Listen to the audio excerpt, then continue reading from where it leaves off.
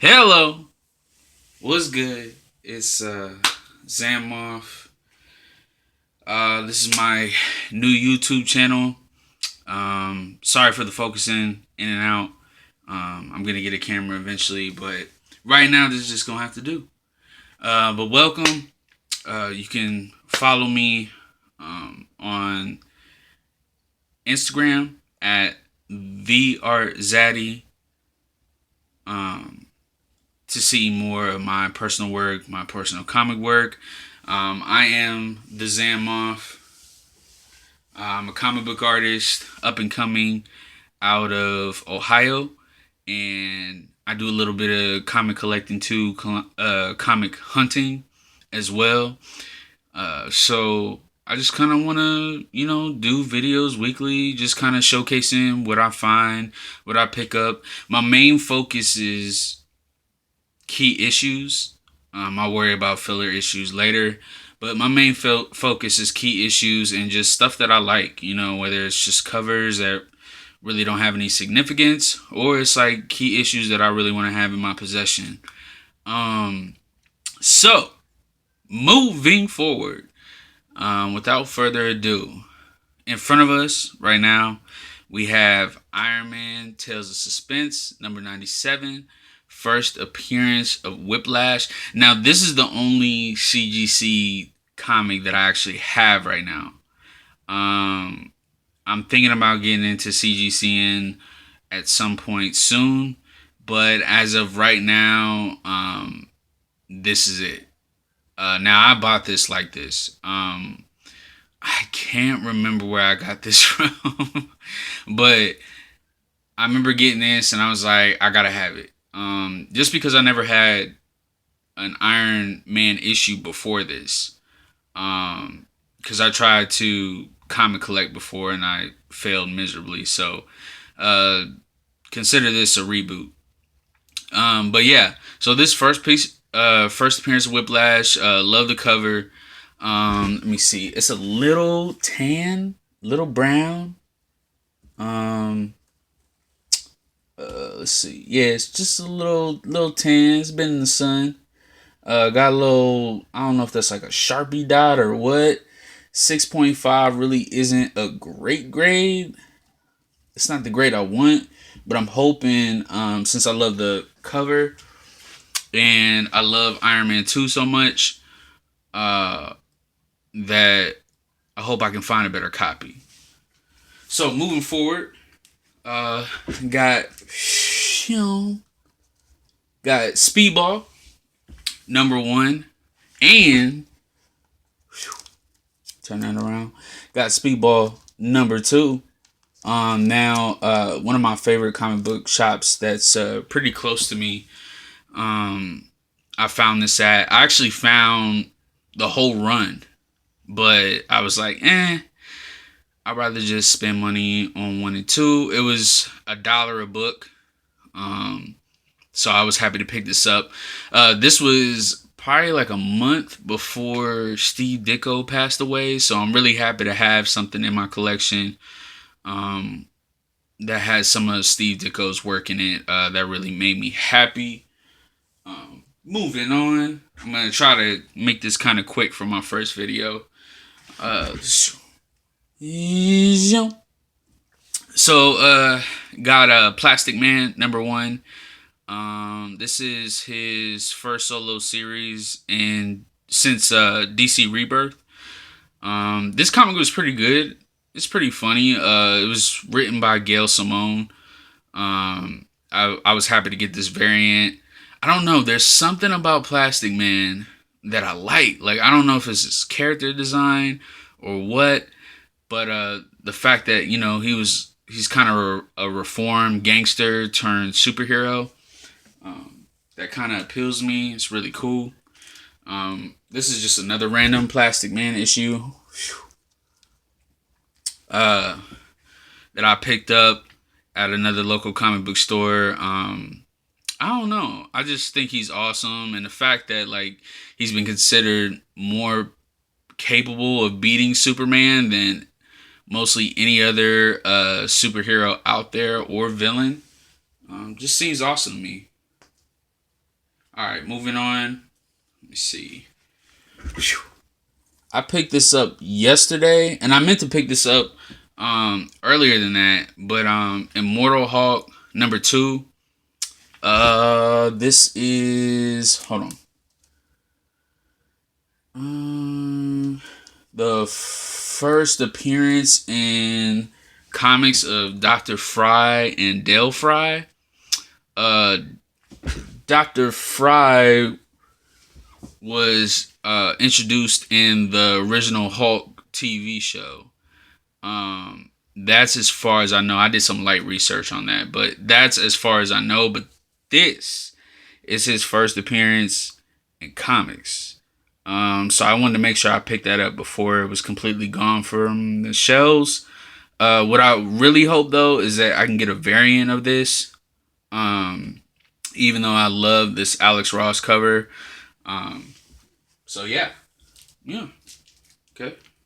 And then next up, what we got is we got G.I. Joe 244. This is the first appearance of the female Snake Eye. Well, no. This is the first appearance of the female Snake Eye in the actual Snake Eye costume. This behind it is her second appearance. Her name escapes me right now. I think it's Dawn, but I'm working on getting the character's actual first appearance in comics, which is I think it's like 220 something.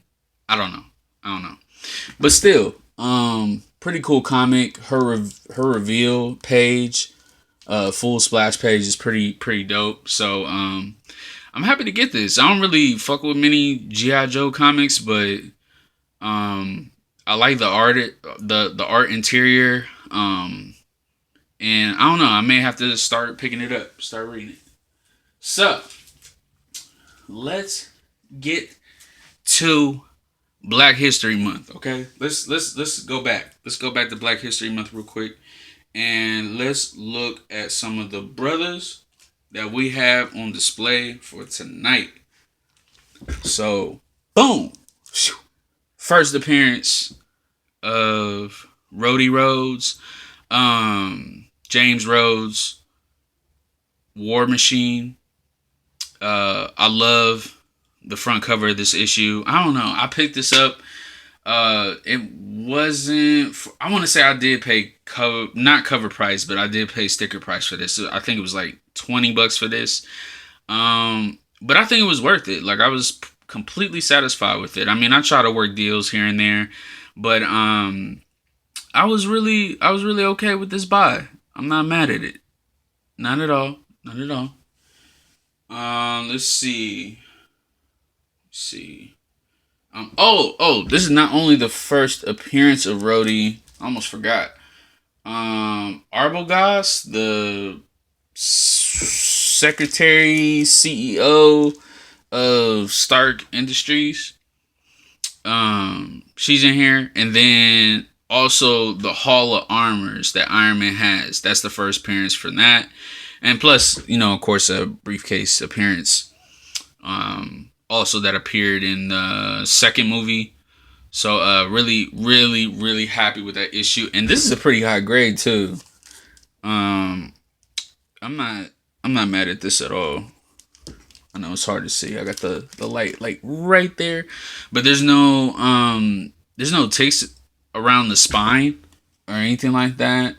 The pages are clean too. They are next to white. So I'm very happy. I actually might end up sending that to CGC. Alright. So next is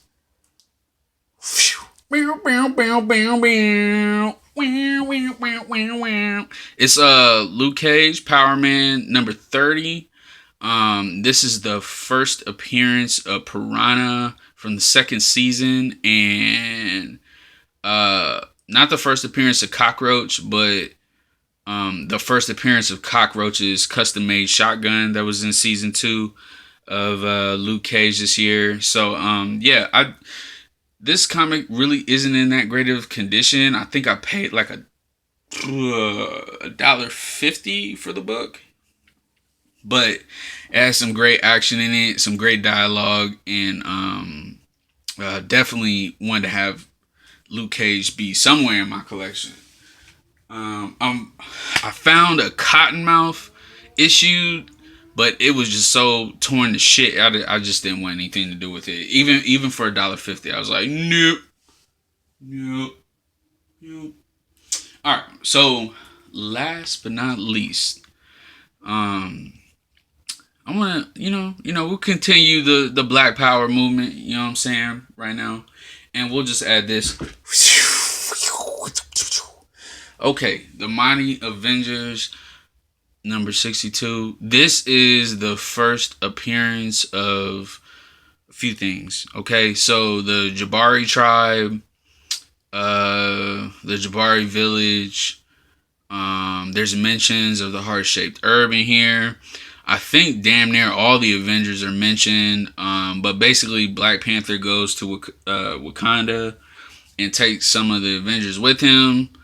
And let me see.